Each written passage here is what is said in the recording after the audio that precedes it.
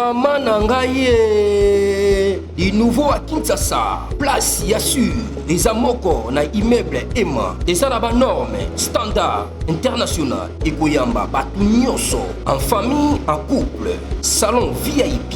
Et salle à manger, salle de bain confort et magistrale et des chambres à coucher, cuisine Kafou. Sécurité, ils ont assuré. Connexion internet illimitée, Facebook, TikTok, WhatsApp.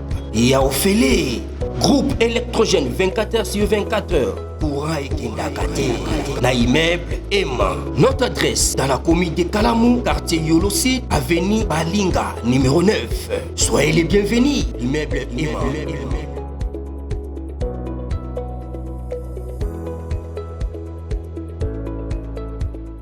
Bote bandeko balandi ya magazine d'actualité qui sache vous bisikano so bozuli baku ya kolanda biso mokolo ya lelo. Nous sommes aujourd'hui vendredi le 18 juillet 2025. Bienvenue à ce nouveau numéro. Général Tumba Frank Ozare, acteur à film gang, donc le tout puissant, l'organisateur, tout ça, c'est lui, Général Tumba Ozare. Et là, on a depuis Kala. Mais Moutou, Mambozo Bongate, ils ont pour le maintien là-bas. On a fait une émission et belé là-dessus. Et surtout dans le mois de janvier. Et puis février. Général Frank Tumba a sali Penza. Obi, nous sommes comme les lots. Tito comme à niveau, c'est lui. Tala mbongo ozo bima chaque jour dans l'effort de guerre. Parfois, Azo désorienté Mkozamboka, alors qu'il avait un plan. Le général Tumba a été arrêté le 17 juillet. Depuis mai dernier, il était un élément important pour renverser Tshisekedi. C'est-à-dire qu'il voulait faire le coup d'État. Donc quand on dit coup d'État raté, c'était lui. Alors, il a Zuba Oyo, tout ça. Donc, et ça va comme tous Oyo, Kangi Bango, va dévoiler le complot. Dernièrement, tout quand on chef de l'État, ancien chef d'état-major général Trobi, il a collaboré. Et aujourd'hui, général Frank Tumba. Site américain lobby, jusqu'à mai, il était un élément important pour renverser Félix Tshisekedi. D'ailleurs, les ISA avaient informé Tshisekedi lors de son voyage à l'Allemagne. ISA a informé que Frank Tumba, Moutumabe. Il y a longtemps que vous avez changé sécurité, chef de sécurité là, à Longoli, conseil spécial à Tché, Kolongo et le Ouazalelo. En tout cas, on l'avait sous-estimé, mais jusque-là, il fait bien son boulot. Très bien. Alors, Frank Tumba, il voulait renverser Tshisekedi. C'est lui, fabricateur généraux et belé Mikolo. Grade, Nini, poste, c'est lui qui proposait le chef de l'État. Il semblerait que c'était un grand féticheur. Donc, derrière lui,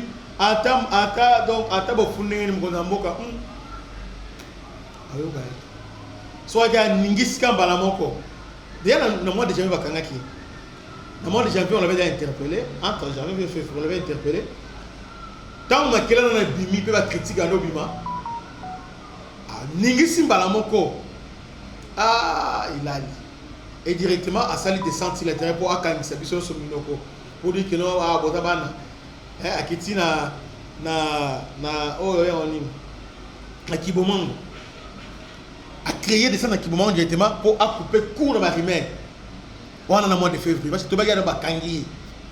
Pas Kiti, on a Kiti na terrain. Suivons les images.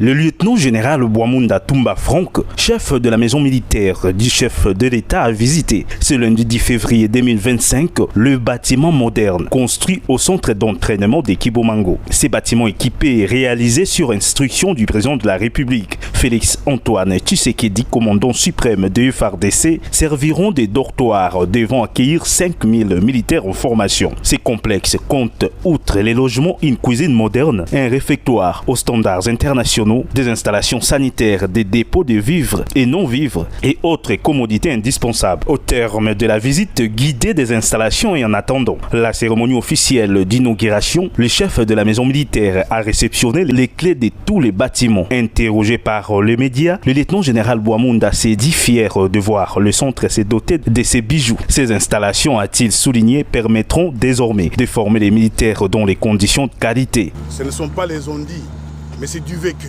Ça, c'est les œuvres du président de la République. Il a toujours eu un souci pour son armée. Il cherche à tout prix à pouvoir moderniser cette armée par la prise en charge. La preuve est là, c'est une première en RDC. Depuis l'époque coloniale, on n'a jamais vu ça. Désormais, tout celui qui va accepter de venir dans l'armée, il va être logé dans les meilleures conditions, comme les autres armées du monde. Donc il faut dire merci à Milvest, qui a fait ce travail formidable. Il faut dire merci au président de la République, qui pour son armée ne lésine pas sur les moyens. Profitant de cette occasion, le lieutenant-général Bouamounda Toumba Franck appelle les jeunes à répondre massivement à l'appel à la mobilisation générale du chef de l'État pour servir la patrie sous les drapeaux. Ça, c'est l'œuvre du commandant suprême qui a toujours voulu donner de l'espoir à cette armée, donner de la joie aux militaires congolais et donner de l'espoir aussi au peuple congolais qui veulent intégrer l'armée à venir vivre dans de très bonnes conditions. Et le détachement vous souhaite bonne route et bon service. En fait, image où on a l'accident pour la Tchangou. Parce que lorsque Rimer Maki, il a voulu nous prouver que c'est lui l'homme fort. Il est descendu à Kiti, vidéo. Et puis on l'a dit, la vidéo. Landa a bien pensé, il y a des gens qui parlent là, la Sewana. Aïe yo, Bolobaki trop, yeyo, Momoni. Donc, il était un homme fort. Alors, les gens se demandent pourquoi on arrête les généraux. Pourquoi on arrête les généraux? Pour nous, notre ennemi c'est la France et les autres. Est-ce que vous voyez qu'avant comme quoi nous sommes dans le mois de novembre, on a Kanabayon et Tokoya. Kanabayon et Tokoya. Tant que Koyen Balamoko, la France a yé. Et puis on était pour parler, il y a Luanda avec les Rwanda. Entre-temps, expert, renseignement. Je crois que le ministre des Affaires étrangères a beau qui m'a envoyé ça là, il a contact na Oyo à Salaï. Mais dans le mois de novembre, on a général Ndaïwel na général Christian Bazalaki honoré peut décorer na ambassade ya France à Kinshasa. Nous sommes le 11 novembre 2024. Le lieutenant général Christian Ndaïwel et le lieutenant général Toumba Biamunda, deux officiers congolais honorés par la République française. Ce lundi 11 novembre, deux officiers supérieurs. Il s'agit de général Ndaïwel et chef d'état-major des renseignements et lieutenant général de la maison militaire. Dans des clés. Comment on était avec ces niveaux? Donc, Emmanuel Macron a la carte déjà Nyon Soba éliminé Félix Tshisekedi et les autres. Maintenant, on a choisi ces gens-là à l'émission Balamo Festival. Il va décorer Bango. Pendant que Kanabayon était au Koya, Bango va décorer Bango. Tout le monde a une photo de décoration. Suivant, image photo, il y a décoration le jour à l'ambassade de France. Parce que, même moi, on a les fraîches, je me rappelle ces jours-là. On se pose des questions, mais la France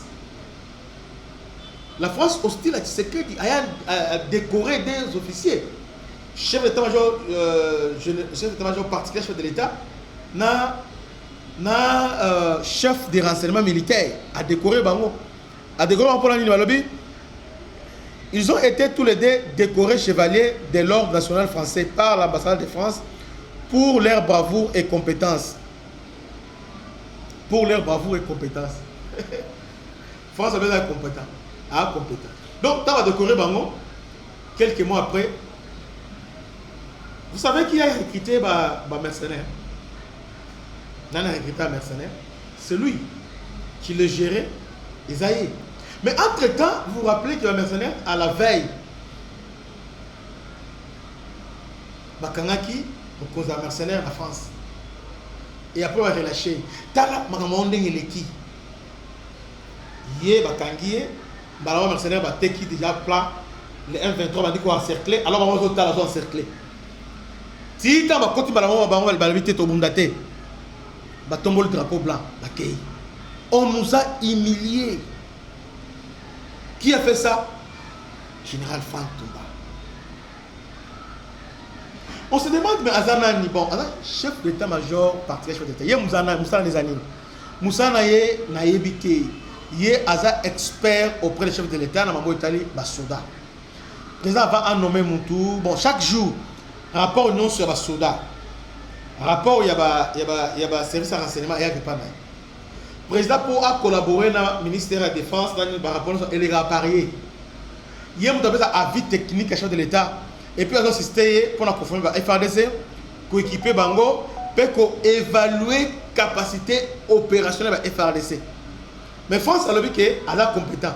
Alors que c'est lui qui était chargé, il y a qu'évaluer la capacité opérationnelle de la FRDC. Alors elle est compétent. Alors que Goma, Bukavu et Koi, dans quelques débats. Plan Moko, bien préparé, bien planifié, Bandeko. Très bien préparé. Il a placé les pions dans les nyonso.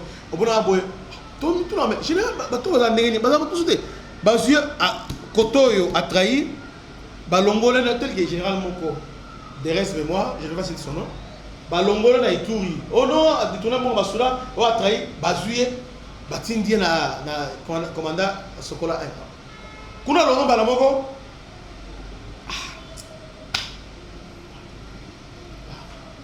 Pardon, hein?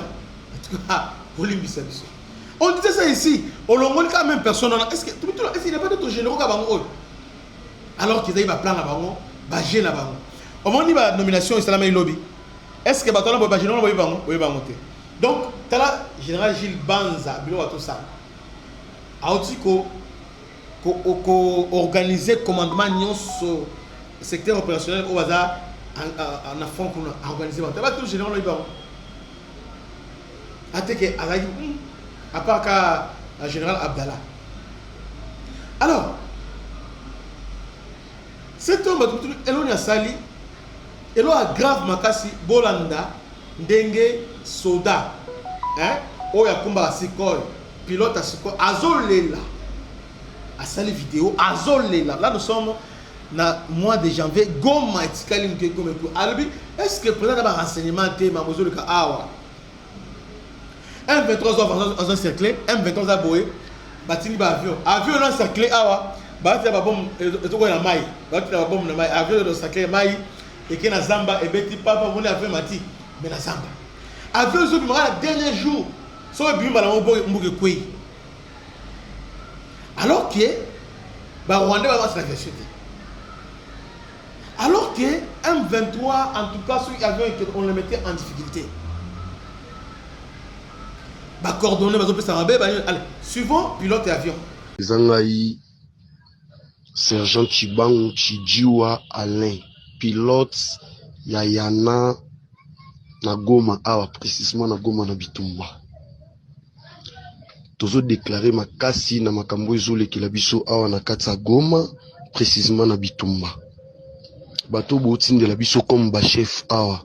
Musalezo salamate, ce sont des très très hauts balinga mboka ekweya na ebite soki na kisasa bozo comprendre makambo ezo lekawa ou bien bozo comprendre te est-ce que renseignement ezo salama awa ezo koma kuna ou bien ezo koma te bato bazo continuer ko kufa pe kusila awa eloko liboso 1 bato bino botindi ba pesa biso coordonnées soit disant CCO ezo pesa biso ba coordonnées lokuta ezo pesa biso ba coordonnées tozo mibomana biso na biso. Deuxièmement, numéro 1 au bino boteli biso aya artillerie awa colonel Mulongo, lieutenant colonel Mulongo, un traître nde oya biso ya artillerie o ngai nazali azo pesa biso toujours des faux coordonnées soki toke na tir kuna poto beta biso to lobelo côté boto salaka o ya lobi tango bobeta tiro wana bobomi batu o ya biso moko ou bien bobeti na bino na zamba pamba rebelle za côté à côté soko lingi oloba atomboki yenda za colonel yende boy bo changer le biso colonel wana mulongoi o ya artillerie ou bokangaye. En plus de cela Nyange chef danger o ya biso ya yana il faut kokangaye. Troisièmement mbongo ya prime o ya trésorier o ba soda bazwaka yango 3 mois awa ezobi maté tozozo yango te primo à trésorier 33 000 n'habite soki za la 33 000 mais abiso tozo 33 000 mais 3 mois yango tozozo te président Saliba tournoi na Congo mobimba awa na ba makambo na propagande abiso na goma tozu e lokote bazo pesa effectif soki ya 500 ou 600 mais biso toza 500 600 te bana batu basili na kokufa awa tozo kendo beta batir tozo bima 4 heures tozo nga ba 18h 19h ba pesa biso mai na sardine tokolia mai na sardine. Est-ce que c'est la réalité vraiment de biloko bino botinde la biso na kisasa ke to bunda awa tozo mai na sardine biloko liboso yangwana teni eza biso te toza na teni te dotation ezate babombi tozo ke nango oui babombe zoya nango ebele awa boko kende na bombe neti dernièrement nga na ke na 40 bombe na beti kaka D soki olobi olekisa bakangi yo babengi yo rebelle yo zanani yo zana pete nini yo landande obiso tozoloba mais finalement tozolanda o bango bazoloba yo zande kwa fati yo kanti yo ndende kwa fati yo ndoko silisa bitumba na mboko yo yebi makambo mboka oyo vanda landande obiso tozoloba soko boyi. Donc na minute ezano netinga yoyo na kenda lisusu na ko kende zamba te lobi kutunde na kende na zamba mundele kutunde a organiser ke to beta bombo to beta ki ye colonel wana tomboki ajinga zongisinga ana kati aéroport. Est-ce que makambo wana bino bozoyeba ou be bozana posa mboka o ekweya bo biso siko totiki basi na bana famille na bakisasa na bambujimai abiso tozobunda ndepo na ekolo mais ekolo ngwezo linga biso te bakonzi bino botindela biso bakonzi moko bazana bango ba traître o ngana biso colonel Mulongo c'était un traître ou bien boté les misa na ngai tolo ngai nde chibango chijiwa alenga nde pilote ayana o na witu Hiroshima minga awa nde na abunda awa na kata Goma tokenda na biso to vandisi na biso ka banje pamba toki 4 heures to yozonga na biso 17 heures 18 heures ya pamba to beta kana biso teza lokola to kende tala nde match vita imana bazoboma basoda ba infanterie na biso poto beta o bobeta te tozela ordre CCO eza corrompi CCO corrompi bazolia mbongo M23 pour ces yeux pesa biso ba coordonna lokuta so biso to bito salila o biso moko to tanga to yebi ke to beta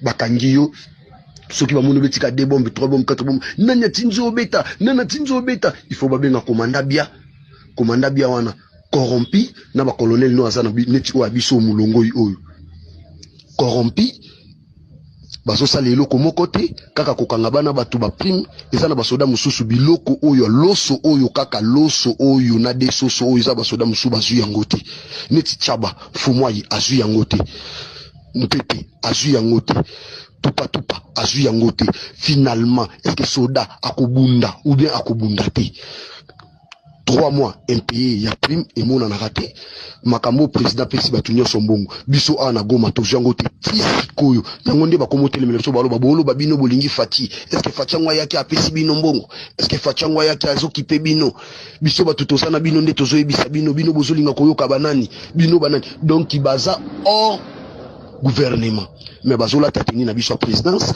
pe bozo bakisela bango bapete bango nde bazo trahir biso awa bangonde bazolinga bitumbo esila te balobi ke biso nde tokosilisa bitumba ya nini tolanda o bango bazoloba finalement biso siko totiki ba famille musika pamba tozokufa pamba awa tokende nanu kuna bato bino boteli biso na kati ya maison militaire soit disant jeune pilote au avion azo détailler nyonso bolanda ye penza bolanda ye sérieux bon comprendre ce que ma général a sali Bolandi, Bolandi. Donc, passe dans mon thème. Mais finalement, il est aux arrêts. Kangi. Félix a déboulonné ma lembe. Kagame a noté mon oko, na okanga. Moni tabagani, mbamanda, tabagani ba Christian banani complot na yebani. Nde abimaki abandoko rougir. Oba c'est moi Kagame a noté soutien. Avant de qu'on a koufi, a kouvité azali. Et bien que avec la borne et donc Nan oyo Tumba mutazo koma. Pourquoi on a changé Tumba? Oyo comment on a été? Tala batoyo. Alors dit ah so petit coup d'état boé. Félix Azana balou bébélé derrière lui. Azana bato IDPS, bon bato na bato trop catholique. Des autres du majorité ni zaina Rwanda. Alors tout le qui là banka ndeko na bango en général pas azui. Celui maintenant qui viendra maintenant signer. Tant que y a Azan Tumba ah bon Tumba ça de la chose. Mususu parole. Tala nenge bapuni. En réalité alinga na yo melate, alinga yo melate. Ah parce que comme on Tumba donc Tumba ba tie wana. Tala eloko balinga beta biso. Yambala oyo parce que ezaka boy bakangi batiki. Yambala oyo toyoka lokito. Parce que moi je ne crois pas à Aza innocent. Non, non, il n'est pas innocent. Je ne crois pas. Si il est innocent, alors il est incompétent. Parce que tout ce qui vient de se passer, ça y est. Il y a des singles qui pensent après ça, le conseil bien, Minduki, Banini Boy. Alors il fait quoi? Alors que moi, je me bénis. Donc c'est quelqu'un, même celui qui l'a trahi, il faut l'arrêter. Il faut l'arrêter. Parce que son silence égale toujours ma trahison. Vie, hein, fonction à occuper. Bravo, il est aux arrêts. Moutaba français, Moutaba rwandais, Moutaba nani, bakangi. Ici maintenant, depuis qu'on a tous là-bas, ah, chose soit téléphone. Parce que c'est la quatrième général Moulouba Oyo bakangi. Donc, c'est la question de coloter Moulouba au Swahili, nous pouvons dire. Ande au Salim Mabe bakangi. Vous voyez? Salim Mabe bakangi. Botika tribalisme au sein de l'armée. Arrêtons ça. Général le Kenge à lobby, Tokotaka, Bisomoko à titre individuel. On nomme pas que nommé yo, on nomme grand katanga pesité ou bien Kassai. Non, non. On nomme monsieur Intel, monsieur X, nommé yo. On défend l'école. D'ailleurs, de moment où prêter serment, on a parti dans l'école au Moroté, au Komi, Congo. Vous voyez? C'est comme un député national. Il est élu dans la circonscription, mais une fois élu a commis un mandat national. Mandat national, c'est toute la République. C'est comme les militaires, lorsqu'ils prêtent serment, a commis pour la bateau. Ils ont coloté, tadate, mamate, c'est ça, Moussala Yasuda. Et surtout discipline des Eluta.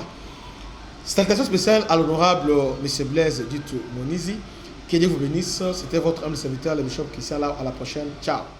Maman Nangaye, du nouveau à Kinshasa, place Yassur, des Amoko na immeuble Emma, des arabes normes, standard, international, et Goyamba, Batunyoso, en famille, en couple, salon VIP, et salle à manger, salle de bain confort et magistral, et des chambres à coucher, cuisine Kafou, sécurité, ils ont assuré, connexion internet illimitée, Facebook, TikTok, WhatsApp. Et à Ophélie, groupe électrogène 24h/24h, courant et Kindakate, na immeuble Emma. Notre adresse dans la commune de Kalamou, quartier Yolosi, avenue Balinga, numéro 9. Soyez les bienvenus, immeuble Emma.